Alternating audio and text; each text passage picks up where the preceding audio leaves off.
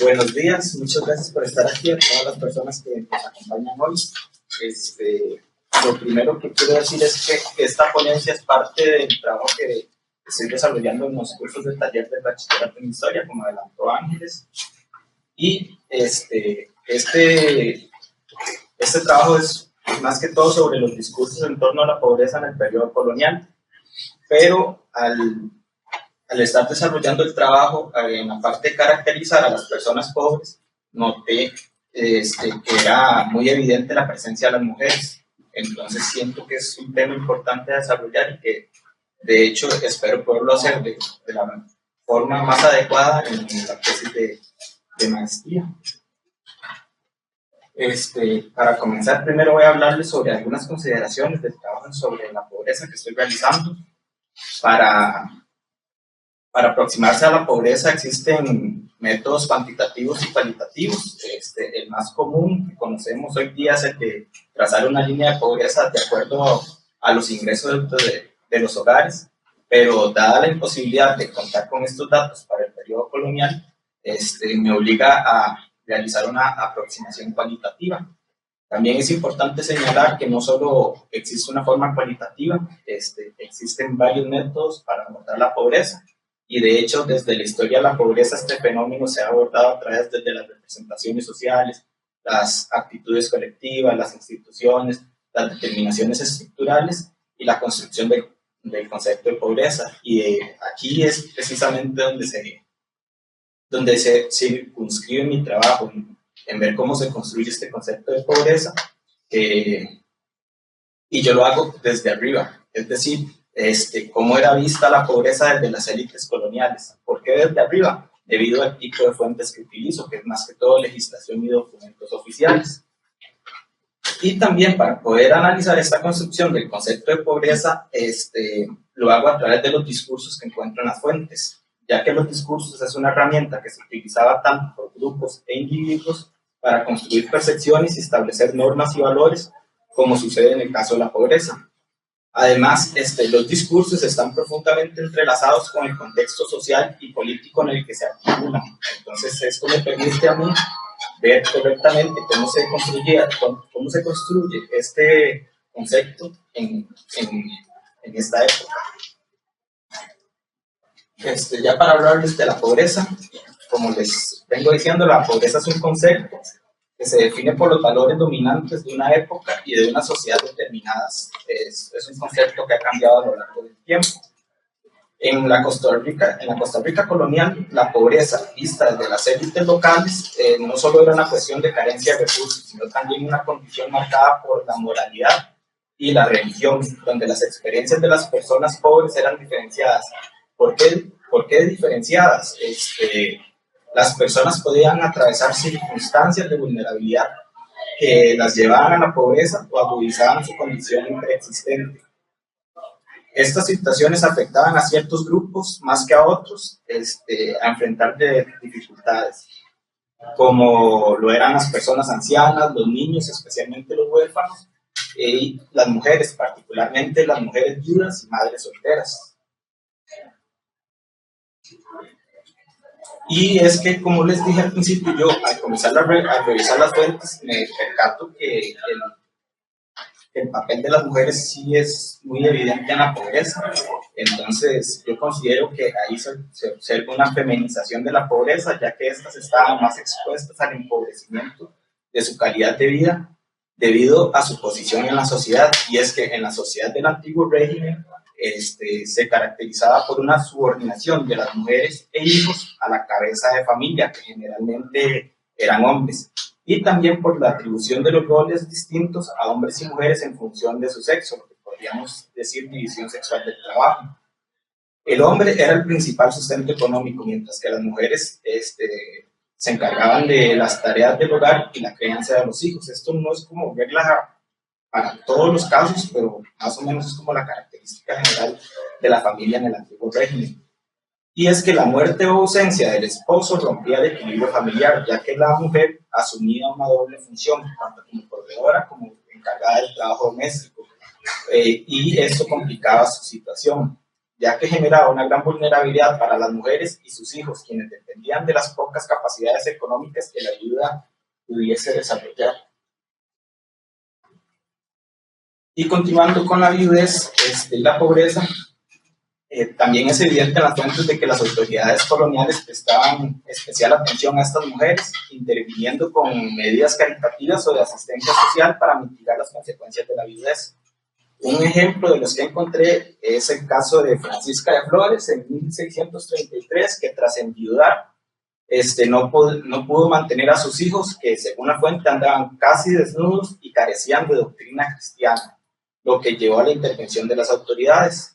La viudez de Francisca la colocaba en una situación de vulnerabilidad debido a la falta de recursos para alimentar y vestir a sus hijos, junto con la incapacidad de educarlos en la fe cristiana considerada esencial. Y es que esto también es muy claro, la doctrina cristiana, era fundamental que los padres, en este caso la madre, pudiese educar a sus hijos en la fe cristiana. Al no hacerlo era como algo que preocupaba mucho a las autoridades. ¿Por qué? Bueno, porque al aceptar la doctrina cristiana, las personas también estaban aceptando el orden social imperante. Más que todo es por eso que las autoridades se preocupaban bastante por la doctrina cristiana. Otro caso sobre la viudez, pero muy distinto al de Francisca de Flores, es el caso de Manuela Josefa Reyes, una viuda que en un momento recurrió al procurador de pobres. El procurador de pobres es como un abogado de pobres, por decirlo en palabras más sencillas.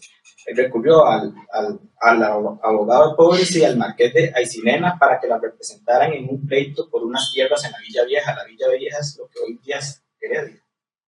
Y en la fuente se mencionan los privilegios que por pobre y viuda goza doña Manuela Josefa, mostrando que la condición de pobreza y viudez se utilizaban como un recurso argumentativo para recibir ayuda legal o protección.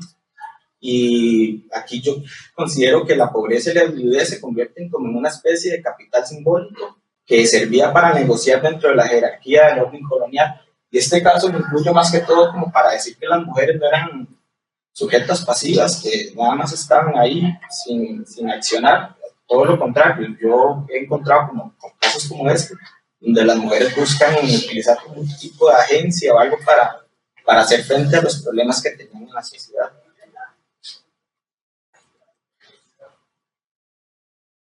Continuando con otro caso, pero sobre la maternidad en solitario, es decir, sobre madres solteras, que también era común en esta época, debido a los hijos fuera de matrimonio. En el caso de Juana María, una madre soltera, que estaba en la pobreza con muchos hijos, nos ilustra esta faceta de la feminización de la pobreza, donde una mujer maneja el hogar sin el apoyo de su pareja, de la cabeza de familia. Y, de acuerdo con la fuente, la incapacidad de Juana María para alimentar y vestir adecuadamente a sus hijos, junto con la falta de educación cristiana, llevó a la intervención de las autoridades. Y al igual que el primer caso que les presenté de Francisca de Flores, la pobreza se manifestaba no solo en la falta de recursos económicos, sino también en la imposibilidad de cumplir con los preceptos morales y religiosos de la época.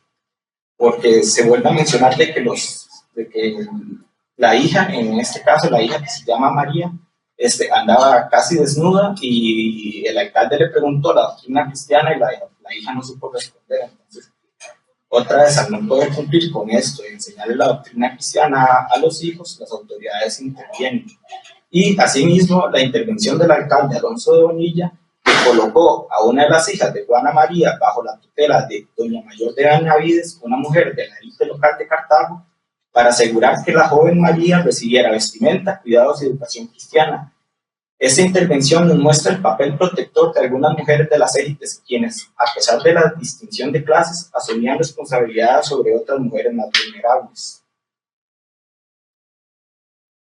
Y continuando con la vejez y la pobreza de las mujeres, está el caso de Antonia Jiménez, que es descrita en la fuente como una mujer pobre, sola y vieja, y esta figuraba en una lista de las personas que no habían pagado la renta a los ejidos durante varios años debido a su pobreza.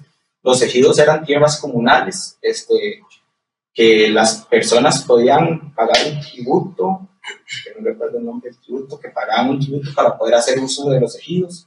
Y Elizabeth Fonseca, en este libro de La Tierra y el Hombre, y el profesor Chacón también mencionan que los pobres se ubicaban en los ejidos, precisamente por eso, porque eran tierras comunales, y muchos no pagaban este tributo. Por eso es que Antonia Jiménez aparece en esta lista. Y también esta fuente nos revela cómo las mujeres pobres de avanzada edad que vivían solas enfrentaban una mayor vulnerabilidad, ya que no contaban con redes familiares. Como consecuencia, estas mujeres recurrían a la limosna como único medio de subsistencia, y esto también se menciona en la fuente, que Antonia Jiménez recurría a la mendicidad para poder sobrevivir. 5 minutos, Eduardo. Ok, ya voy terminando. Y como para mencionar unas conclusiones, no es viable pensar en la pobreza como un grupo homogéneo. La historia de las mujeres como herramienta analítica permite comprender que las personas pobres son hombres y mujeres que no solo están sujetos a relaciones de clase, sino que están sujetos también y de forma inmediata a relaciones sociales fundamentadas en la diferencia de su sexo y su género. Los casos de las mujeres como Francisca de Flores, Manuela Josefa Reyes, Juana María y Antonia Jiménez muestran cómo la pobreza afectaba de manera diferenciada a las mujeres en la Costa Rica colonial. Un fenómeno que podemos considerar como una forma temprana de feminización de la pobreza. La viudez, la maternidad en solitario y la vejez incrementaban el riesgo de caer en la pobreza para las mujeres. Y la intervención de las autoridades a través de las medidas caritativas y de asistencia social refleja un reconocimiento y preocupación por las consecuencias de la pobreza femenina. En resumen, la feminización de la pobreza en la Costa Rica colonial es un reflejo de las complejas intersecciones entre género y clase, y yo agregaría que es algo que todavía vemos hoy día, porque las mujeres hoy día continúan siendo personas más vulnerables al hacer frente a la pobreza. Y espero poder continuar con este tema, la feminización de la pobreza, más adelante en mi tesis, y eso sería.